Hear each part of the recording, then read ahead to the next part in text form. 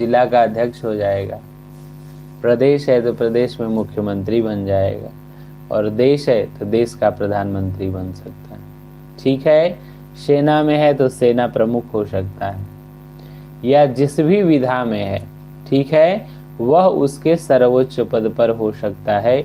हमारे हिसाब से ये राजा के समान सुख को भोगने वाला है। ठीक है, वह राजा के कुल परंपरा की तरह हो न हो, लेकिन राजसी सुखों का भोग भोगने वाला। सही है प्रणव जी? बात समझ में आ रही है? ये बात सही है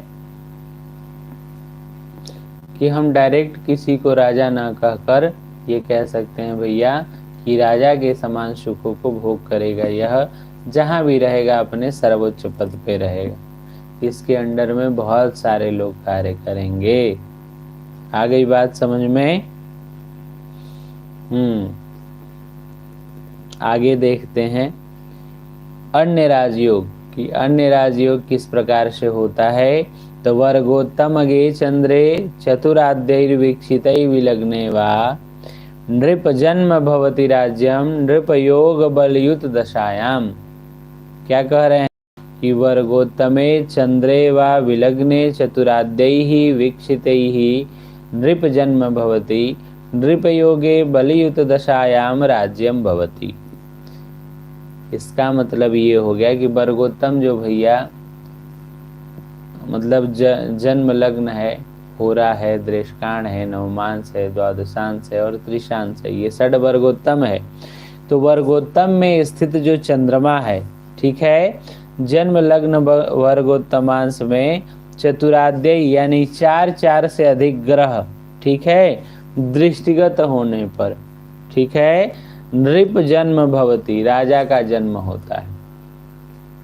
अगर ये जो जन्मांग है भैया होरा, नवमांश, द्वादशांश, दृष्टान और त्रिशांश, ये 6 में अगर 4 ग्रह एक दूसरे को देख रहे हैं तो भैया ऐसा राजा के समान उसका जन्म होगा। अब राजा के समान जन्म होगा या राजा होगा तो वो इसी प्रकार से बताते हैं हम कि भैया राजा के समान सुखों को भोगने वाला होगा।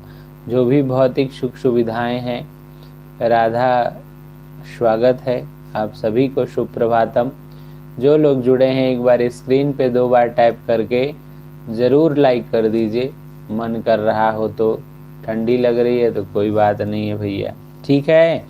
तो कह रहे हैं कि वर्गोत्तम में स्थित जो चंद्रमा है भैया, या जन्म से, ठीक है, जन्म लग्न या वर्गोत्तम जो षड वर्गोत्तम है उसमें 4 जो ग्रह हैं या अधिक ग्रह से दृष्टिगत होने पे, शुभ ग्रहों से दृष्टिगत होने पर राजा का जन्म होता है, या राजयोग कारक बलयुत दशायाम सबल ग्रह की दशा में राज्य लाभ होता। अगर ग्रह बली हैं भैया, ग्रह बली हैं, बली मतलब बलवान स्थिति में, केंद्र में हो, स्वउच्च के हो, उच्च के हो, नवमांश में हो, होरा दृष्टान में हो, तो ऐसी स्थितियों में भैया उसको, जैसे मानिए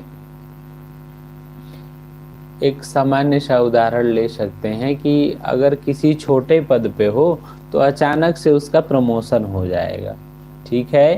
किसी भी अगर आईपीएस या आईएएस बन के कहीं का डीएम है, कार्यकाल उसका मानिए 10 साल पूर्ण हो गया है, तो उसे तुरंत खींच लेंगे लोग, सेक्रेटरी बना दी जाएगी, किसी मंत्रालय का सचिव हो जाएगा। ऐसी स्थितियां हैं।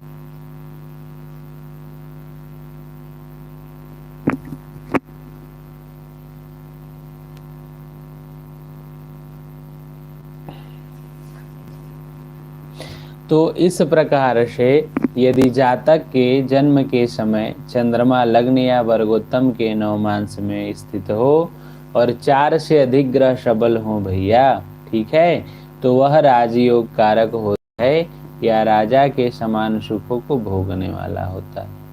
मेरी आवाज जा रही है आप सभी को? अच्छा, नेटवर्क फंस नहीं रहा है, वो ना फोन आ रहा है ना, फोन आ गया था इसलिए। अभी मेरी आवाज जा रही है?